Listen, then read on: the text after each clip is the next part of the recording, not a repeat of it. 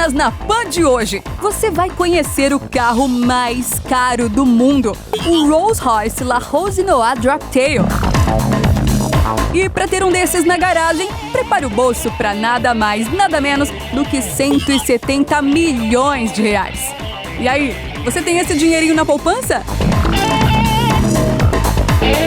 Viajamos para a terra dos hermanos para te mostrar o novo Jeep Commander 2026 em um percurso misto de off-road e lindas estradas na cordilheira. Recebemos aqui em nossos estúdios o designer automotivo Ademar Cabral, autor de obras incríveis que até os famosos como Neymar têm em sua garagem.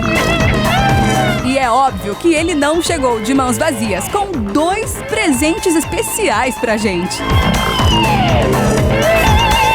E para comandar mais uma edição do Máquinas, Alex Rufo assume o novo cockpit do programa, nessa edição mais do que especial. Então, aperte os cintos que o Máquinas da Pan está só começando.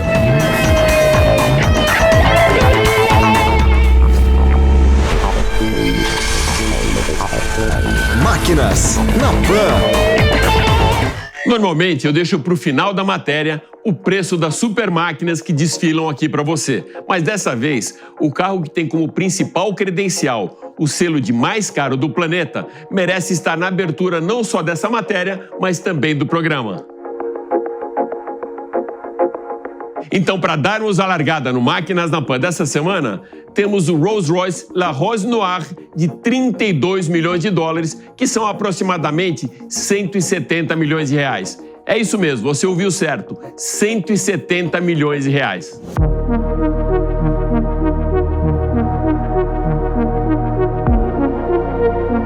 Em um mercado onde a exclusividade é o novo luxo, a Rolls-Royce apresentou ao mundo uma joia rara da engenharia e do design, La Rose Noir Droptail. O modelo mais caro do planeta é também um dos mais exclusivos. Produzido de forma totalmente artesanal, ele é fruto do programa Coach Build da marca britânica, que cria veículos sob medida para alguns dos clientes mais ricos e influentes do mundo. Concebido como uma inspiração romântica, o nome La Rose Noir não é por acaso. O modelo presta homenagem à rara rosa negra de Baccara, símbolo de mistério, sofisticação e paixão.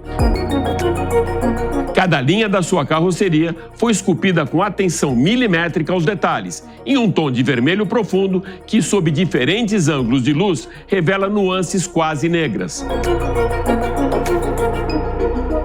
O interior é um espetáculo à parte. O parquet, em madeira escura, é formado por 1.603 peças cortadas e encaixadas à mão, criando um padrão tridimensional que remete à delicadeza de pétalas sobrepostas. No painel, um relógio Audemars Piguet Royal Oak Concept removível que sozinho já custa muito mais do que carros esportivos e reforça a fusão entre relojoaria de alto padrão e automotivos de luxo. Exclusividade sem precedentes. A Rolls-Royce produz apenas 4 unidades do Droptail e cada uma com uma identidade própria e personalização completa. La Rose Noir é o primeiro exemplar dessa série e, segundo rumores da indústria, foi recomendado por uma família de bilionários do setor de vinho, conhecida por colecionar automóveis raríssimos e também obras de arte. O nível de customização vai muito além das cores e materiais. Cada detalhe é pensado em conjunto com o cliente, transformando o veículo em uma peça única no mundo. Mas isso é só para quem habita um universo onde o dinheiro não é obstáculo.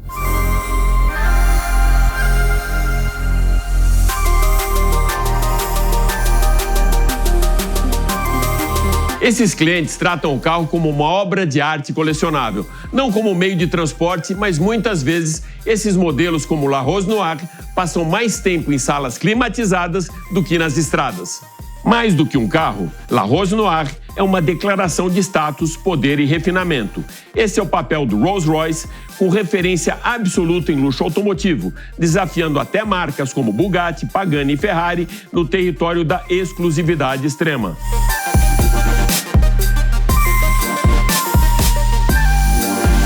Para os meros mortais, ele serve como lembrete de que, no universo dos super ricos, o luxo não tem preço. Ou melhor, tem e pode chegar facilmente a 32 milhões de dólares. O que será que o novo Jeep Commander traz de novidade? Quem vai contar tudo isso pra gente é o nosso prata da casa e aspirante a test driver, Leonardo Maringulo.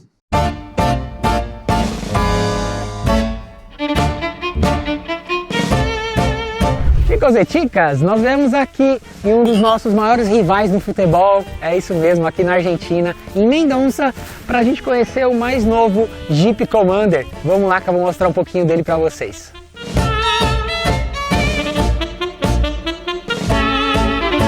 Então vamos falar aqui do facelift do novo Jeep Commander aqui, né? Então a gente teve algumas mudanças sutis, então a gente vê algum vinco aqui no capô, a gente vê que a grade sofreu reestilização, o farol aqui, que é o Jeep Performance LED, apliques em preto brilhante, então a gente vê alguns apliques e detalhes em preto brilhante, acompanhado aqui do farol de milha, que também teve uma mudança, ele está um pouquinho mais retangular e as posições dos faróis também mudaram. A gente vê que aqui também tem um outro aplique que é meio espelhado, tanto aqui quanto no contorno da grade. E a gente vindo um pouquinho aqui mais para o lado, a gente vê a roda aro 19, alguns novos moldes, né, na verdade, dessas rodas. E o carro, ele continua com 4,77 m, já como era anteriormente. A gente tem 7 opções de cores, sendo que uma delas é exclusiva do modelo Black Hawk. Mas a grande mudança que eu vou mostrar aqui atrás para vocês agora é a seguinte: a grande mudança já aqui na parte de trás é especificamente na lanterna. E o que mudou? Agora a gente tem um friso em LED que interligam aqui as pontas e que anteriormente não tinha. Eu venho falando já há um tempo que as marcas e os carros vêm adotando bastante esse friso, tem se popularizado bastante e essa então é uma das grandes novidades. Mas agora deixa eu abrir aqui o porta-mala para vocês, para a gente falar um pouquinho do espaço. Aqui a gente tem então um carro de 7 lugares, né? Aqui está meio que rebatido os bancos da terceira fileira e a gente tem um espaço de 233 litros de capacidade. Quando a gente deita o banco da terceira fileira e também o da segunda, a gente chega aproximadamente perto dos 1.800 litros de capacidade. Mas vamos dar uma olhada se também mudou alguma coisa lá na parte de dentro. E eu fiquei perdido porque eu não achei o botão e esqueci que era aqui, ó.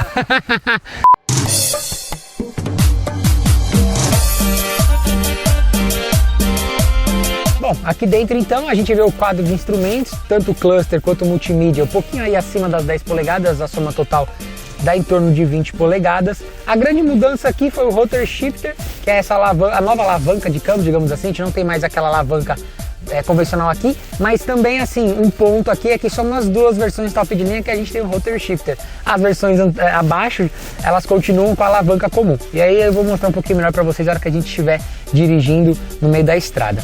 Uma outra coisa também é que a gente tem os acabamentos aqui todos em soft touch, o painel, tanto em cima quanto no meio, quanto nas portas, banco, couro, suede, então assim, um acabamento muito impecável aqui do carro. E na segurança e comodidade do carro a gente tem um ADAS nível 2, então isso inclui comutação alta dos faróis, assistência em permanência em faixa, alerta de tráfego cruzado, de ponto cego, frenagem autônoma, ACC com stop and go, detecção de placas, né? Então ele identifica a velocidade da via e ele vai te posicionando aqui no painel. Então assim, o carro super completo e super tecnológico também. E aí, o que acontece? A gente fez alguns testes, né, aqui dos modos de condução do carro, também no off-road. Então nós fomos até o off-road testar em aclives, declives, a gente testou aqui o 4WD Low, então a gente testou ele em reduzida, a gente bloqueou o diferencial, vocês vão ver aí nas imagens que ficou tudo muito legal, ficou bem divertido, o carro trabalha super bem, a tração trabalha super bem, tanto dentro ou fora da estrada. Mas agora eu vou levar vocês para dar uma voltinha comigo e eu vou explicar um pouquinho da motorização, já que a gente tem 3 motores diferentes para versões diferentes de cada carro aqui que a gente tem do Commander.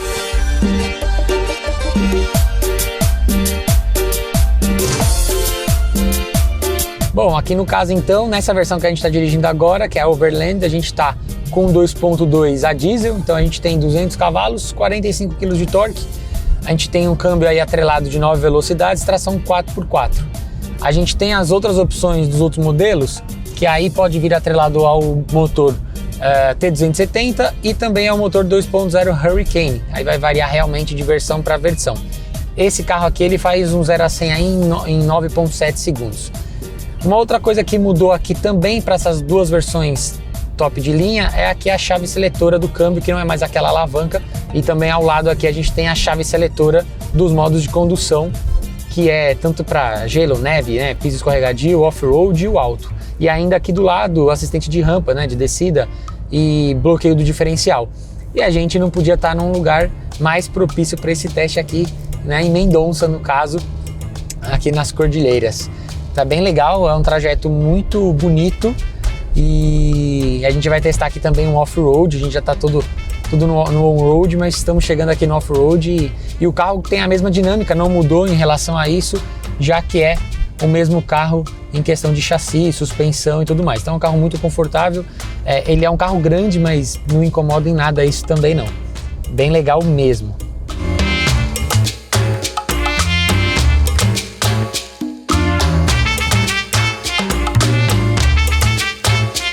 Isso então, a gente ficou aí então com o Jeep Commander em 5 versões, variando entre motor e transmissão. A gente começa aí na mais baixa, mais barata, digamos assim, R$220 mil, que é a Longitude, chegando na topo de linha que é a Black Hawk em 325 mil. Vocês curtiram? Eu vou aproveitar mais um pouquinho, vou deixar me dar mais umas voltinhas por aqui, porque tá uma friaca, e eu vou me aquecer lá dentro, aí pro caminho de casa. Valeu, um abraço, até a próxima!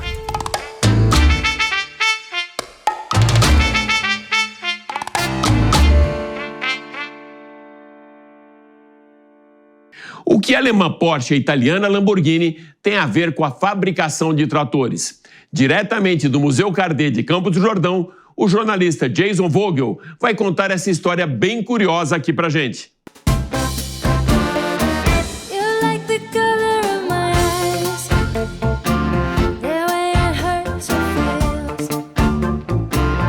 É isso aí, cara. É uma das coisas mais interessantes aqui que a gente viu no acervo hoje são esses dois tratores, um trator Lamborghini e um trator Porsche diesel. E que muita gente não sabe, tu conhece esses carros como carros super rápidos e tudo, mas eles fabricaram tratores também. O Ferruccio Lamborghini, antes de fazer carro esportivo, o que ele fazia era trator. Quando houve a famosa briga dele com o Ferrari, que ele resolveu fazer carro esportivo, e naquela época ele era um simples fabricante de trator. E ele ficou muito doído quando o Enzo Ferrari chamou ele de fabricante de trator e ele fez um super esportivo do jeito que ele queria. E aqui a gente tem um dos tratores, né? Uma das peças mais importantes aqui, mais interessantes, curiosas aqui do card, que é o Porsche Diesel. O que é Porsche Diesel?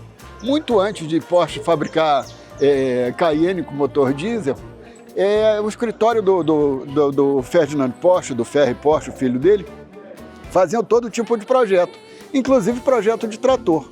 Eles chegaram a fazer tratores por uma época, na década de 50, e um dos principais clientes deles era o Brasil, eram os brasileiros. O Brasil comprava o Instituto Brasileiro de Café, comprava os tratores Porsche lá na Alemanha e vendia aqui a preço de custo financiado para os agricultores.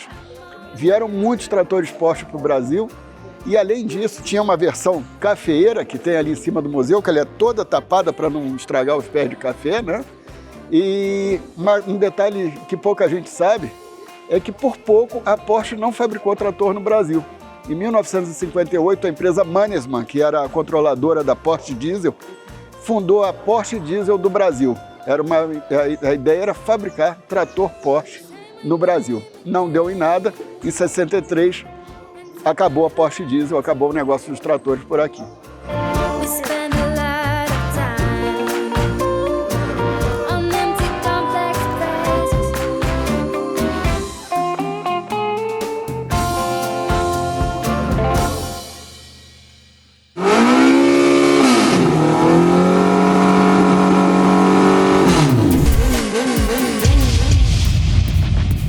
Vocês devem estar se perguntando, mas que abertura é essa, estilo The Voice, não é mesmo?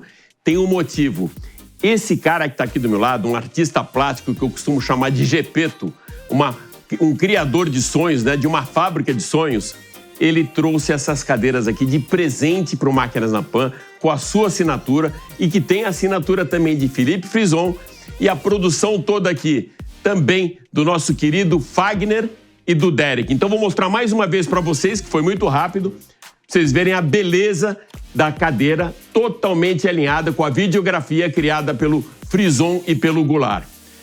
Então, o Máquinas na Pan tem o privilégio de receber hoje aqui nos estúdios Ademar Cabral. Tudo bem, Ademar? Bem, Alex. E aí? Você já esteve algumas vezes com a gente no Máquinas na Pan. Eu já fui visitar a sua fábrica de sonhos, que eu chamo é um ateliê realmente de artista, e muitos projetos novos, mas para mim, até agora, o melhor deles é essa aqui. Essa cadeira egg, totalmente estilizada aqui para o Máquinas na Pan. Mas, Ademar, tá na mídia esse mês aqui e muito forte o carro que você fez para o Neymar, o Batmóvel do Neymar. Conta um pouco dessa história pra gente, como surgiu isso? Isso surgiu com o meu sócio, Rafa Espíndola. Eles têm a empresa Super Velote, que é um carro que a gente está fazendo, que eu já falo já. E o Rafa me pediu, desafiou para fazer esse carro, o Batmóvel, que ele é super fã. Inclusive eu fiz o armário do Batman para ele também, ele já tinha a armadura do Batman. E depois o Neymar acabou descobrindo também desse carro, ele já ficou sabendo e acabou dando negócio no final do projeto. O carro ficou pronto. E esse Batmóvel, aquele mais contemporâneo, aquele com rodas largas, que ele sai meio de lado, sai quicando, né? Eu acho que foi o que fez mais sucesso nos últimos filmes, né?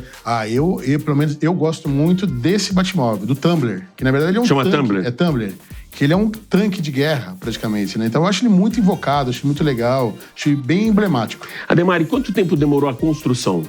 Esse projeto, 3 anos. 3 anos? É 3 anos porque... Ou seja, faz 3 anos que o Neymar encomendou de vocês isso, ou ele viu o projeto andando e falou, quero esse carro pra mim? Não, o Neymar ficou sabendo, acho que no meio do projeto, do carro, e ele foi acompanhando de longe, aqui, dali. Depois o carro ele foi pro Dream Cars, também em São Roque, do Marcelo. Ficou lá, acho que uns 6 meses, mais ou menos. E o Neymar, nesse meio tempo, ele foi já negociando e acabou levando o brinquedo embora. Nossa, que legal, que legal. Mas não é só Neymar, né? Eu cheguei a ver uma obra sua na parede ou no chão da casa do Galvão Bueno. Era uma MP4? Eu não lembro. Fiz 2, eu entreguei uma pro Galvão nos 20 anos da morte do Senna, que era a 4/8, de 93. E depois o Galvão ele deixa o carro lá numa varanda ali, no lugar, e o carro começou a ficar meio desbotado. Eu falei, Galvão, eu vou trocar seu carro. Aí eu mandei pra ele uma 4/4, de 88, primeiro título do Senna. Nossa, que show. E Piquet, você já entregou algumas réplicas, você tem uma parceria, inclusive, com o Nelsinho Piquet. Porque eu vi que tem aquelas réplicas, não sei se é de 1 metro de comprimento, que alguns pilotos de Fórmula 1 já foram contemplados, inclusive, durante o GP Brasil de Fórmula 1. Quem já ganhou essas réplicas? Hoje, graças a Deus, todo o grid tem meus produtos. Você tá brincando, cara? Se não são os maiores, são os menores, que a gente entregou para eles. Verstappen? Verstappen, eu fiz Hamilton. um de ouro para ele. Eu fiz um outro, o primeiro que foi o Nelson que entregou para ele, o segundo de ouro eu entreguei para ele. Hamilton foi o primeiro que eu entreguei para ele. Primeira vez que eu fiz aquela miniatura, eu entreguei uma pro Hamilton.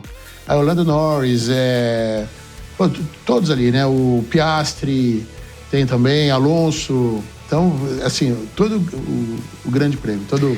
Qual a tua obra mais icônica? É bem complicado você perguntar isso para um mestre, né? Como perguntar qual o filho mais bonito.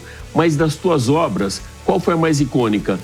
Tem uma, eu não vou dar uma agora de Faustão, que não deixava o convidado falar, mas tem uma muito especial que tem a ver, inclusive, com o Carnaval do Rio de Janeiro. Mas antes, eu quero que você fale dessa mais icônica. Pô, tem a icônica, né? Aquela do Senna, do acidente do Senna, que eu fiz já faz alguns anos, que eu não falo da morte do Senna, eu falo da vida do Senna, e se ele tivesse sobrevivido àquele acidente, que é o carro do acidente, como o carro ficou exatamente, porém, ele saindo vivo do carro, né? Então ele tá saindo sozinho. Uma imagem ele saindo do cockpit. Isso, que essa obra chama Uma Outra História. Então, por exemplo, é a imagem que todo mundo gostaria de ter visto. Ele bateu o carro, mas tudo bem, ok, ele saiu vivo do carro. E as tuas obras já foram lá para fora também, Cabral? Já. Hoje em dia, praticamente 60% das nossas encomendas são de fora do Brasil. E os caras encomendam réplicas em tamanho 1 por 1, é isso? Sim, sim. Não só 1 por 1, mas menores também, as poltronas. Eu tô mandando agora um gorila, que você vê que não tem nada a ver com automobilismo, mas é um gorila que ele fica apoiado com 2,5 metros de altura. É tipo o King Kong, não? Não, ele é mais uma obra mais artística mesmo assim. Ele fica com o dedo só apoiado no chão, equilibrado, com as pernas para cima, e ele gira. E vai ficar numa galeria lá em Nova York, em frente ao Central Park. Nossa, que legal, cara. E com a sua assinatura lá, Ademar Cabral. Sim, isso é muito legal, né? Não, então, a gente já tem Romero Brito, agora teremos também Ademar Cabral expondo em Nova York.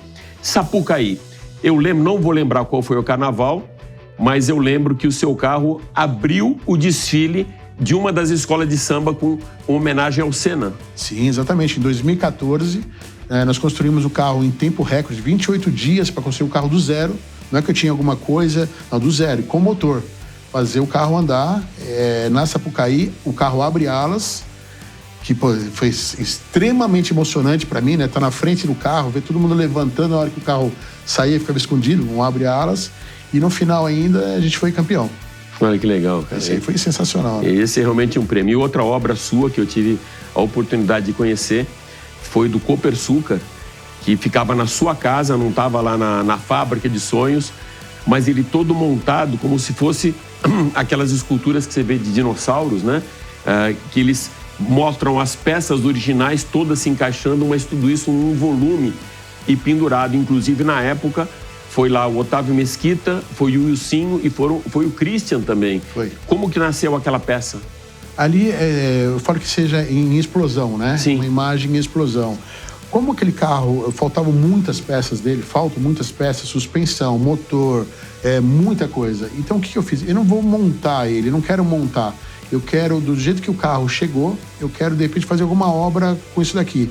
E eu tive a ideia depois de fazer em explosão. Justamente para você conseguir até ver os detalhes do carro. Você consegue ver as pedaleiras do carro, ver o tanque de combustível, e ver o quão perigoso era na época, que era uma cadeira elétrica, aquilo extremamente perigoso, que do lado são os tanques de combustível, 150 litros de combustível, que o Sim me contou. Então eu tive aquela ideia de fazer, ficou bem mais artístico do que simplesmente uma carroceria ficou lindo. No chão. Então eu gostei bastante. E tem assinatura. Eu estava lá no dia que o Wilsinho foi, ele assinou aquela carenagem. Você tava lá no dia que ele assinou? Estava lá no dia que foi o Christian. A gente gravou um pouco antes e depois chegou o Christian com o Wilsinho. Eu não lembro se foi naquele dia que o Otávio gravou com eles ou se foi uma outra equipe de filmagem, mas eu lembro que eu estava lá quando o Christian foi junto com o Wilsinho.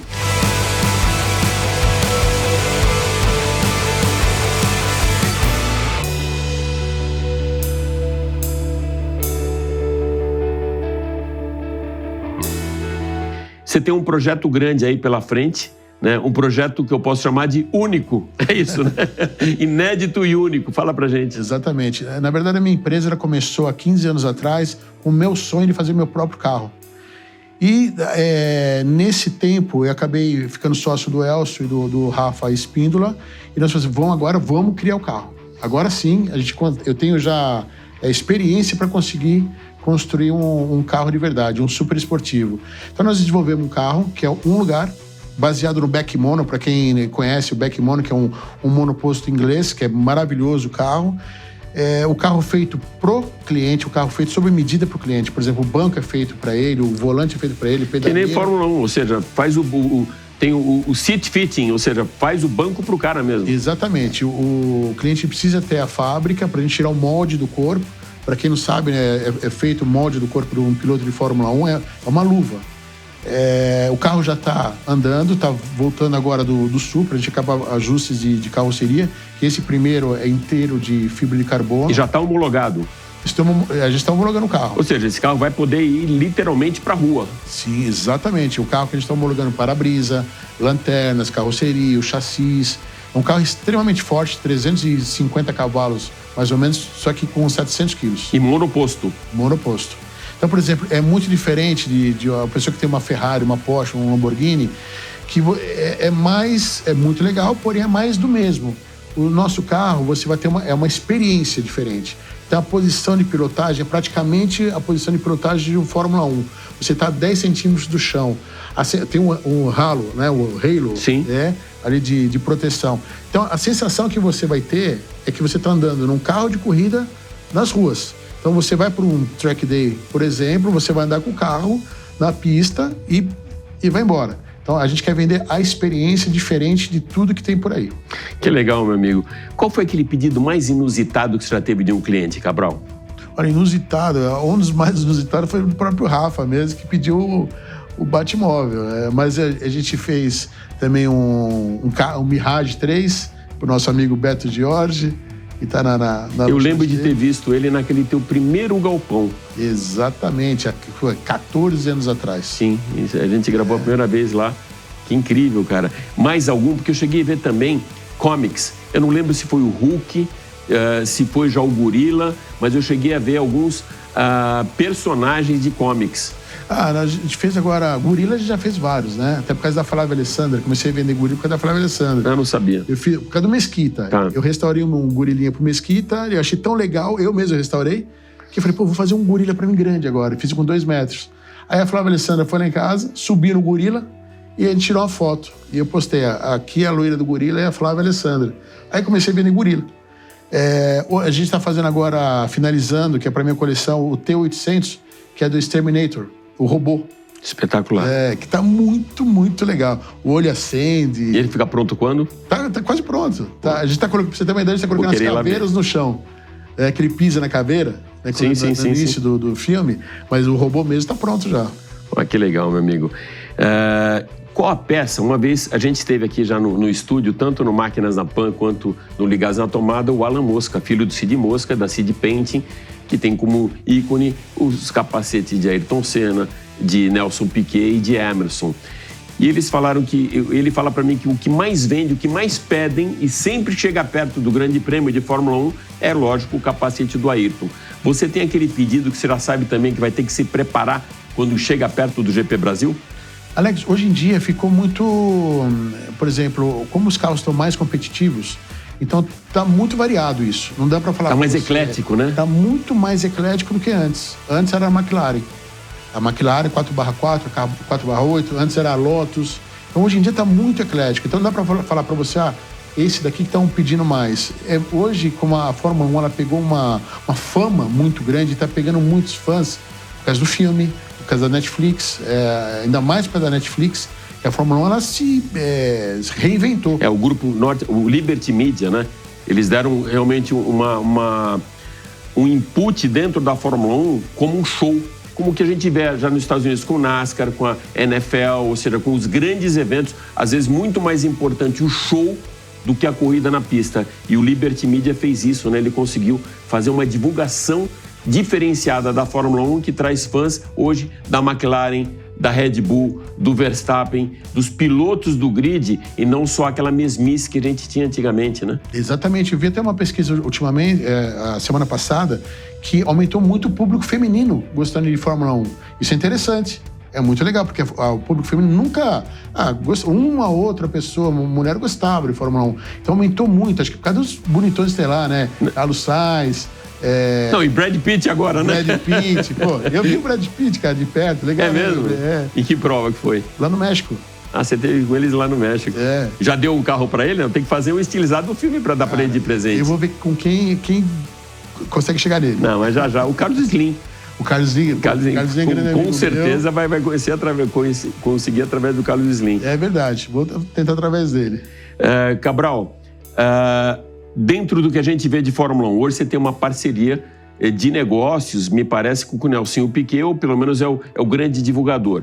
E vocês usam uma pista de teste, não só para os carros que você está produzindo, mas para outros também. Aonde vocês testam os carros? E ele acaba sendo esse teu test driver, o Nelson Piquet, é isso? O Nelson, ele foi agora comigo para o Velopark para testar o carro. O único? O único. Eu cheguei a 200 km por hora com o carro. O Nelson chegou acho que 220, mais ou menos. E ele, cara, o Nelson, o que eu falo do Nelson, né? Ex-piloto de Fórmula 1, pilota qualquer coisa que você der na mão dele, ele pilota. Então ele fez pequenos ajustes de câmbio, de turbina. Ele pediu para diminuir um pouco a potência. Olha que interessante, né? Porque o carro ele tava turbo, então ele estava enchendo muito rápido. Ele pediu para diminuir. Então pela segurança mesmo. Pela segurança, para ficar um carro mais assim, mais fácil de pilotar uma pessoa sem ser um piloto. Então ele está fazendo alguns ajustes. A gente fez no Velopark. Felipe Giafone também já testou para mim uma McLaren com motor de Hayabusa no cartódromo dele também. Tem os pilotos que entendem aí para Do único, é uma série especial, são exemplares determinados, você está fazendo um número mais exclusivo de veículos para entregar para esses clientes, como funciona isso? Nós estamos pensando em fazer um de 100. A ideia, nós lançamos o carro o ano passado, no pré-lançamento com uma miniatura de 1 metro, mais ou menos, nós vendemos 3 carros no pré-lançamento. Dá para divulgar preço ou ainda não? Olha, dá para falar. Mais ou menos quanto um carro desse? É a partir de 1 milhão. Porque tem alguns que são, por exemplo, todo em fibra de carbono. Não, e muito artesanal, né? Totalmente artesanal. 100% artesanal. 100% artesanal. Então é um carro que ele é muito mais seguro até do que um Ferrari, um Porsche, um Lamborghini, porque ele é um chassi tubular, é um carro de corrida que ele anda na rua. Então a sensação que você vai ter é muito legal. Mais alguma novidade para esse ano? Para esse ano, não, ainda não. É o único mesmo que é a grande atração que provavelmente a gente vai lançar o lançamento oficial mesmo, que é óbvio, você já é mais do que convidado, em dezembro. Tá, onde as pessoas te encontram, Ademar? No Insta, você tem algum site? A Fábrica de Sonhos tem algum site para fazer pedidos também? Como funciona isso? Sim, o site ademarcabral.com. Ademar com ADH, a gente vai colocar aqui na telinha, né? Isso, .com. Ou no Instagram também, Ademar Cabral 12, numeral 12. Bom, que legal, meu amigo. Então vou pedir para você ficar junto comigo aqui no fechamento do programa. Legal. Super obrigado. O cenário nosso já estava espetacular aí com essa obra. E isso foi um alinhamento de campanha, mais uma vez mostrando para vocês.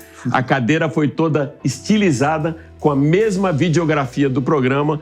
Então, para a gente foi um presente. Eu sempre falo, né, que o Máquinas na Pan, ele traz joias de 4 rodas e agora teve 2 joias aqui giratórias e de muito apreço para mim, principalmente pela amizade que eu tenho com esse cara aqui. Super obrigado, Alex, Cabral. Valeu, obrigado mesmo, e quero estar no lançamento do Único também, tá bom? Com certeza.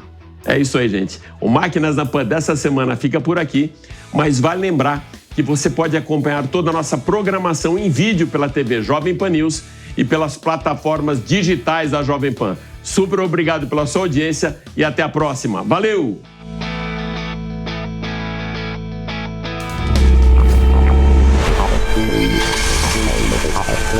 Máquinas na Pan. A opinião dos nossos comentaristas não reflete necessariamente a opinião do Grupo Jovem Pan de Comunicação. Realização Jovem Pan.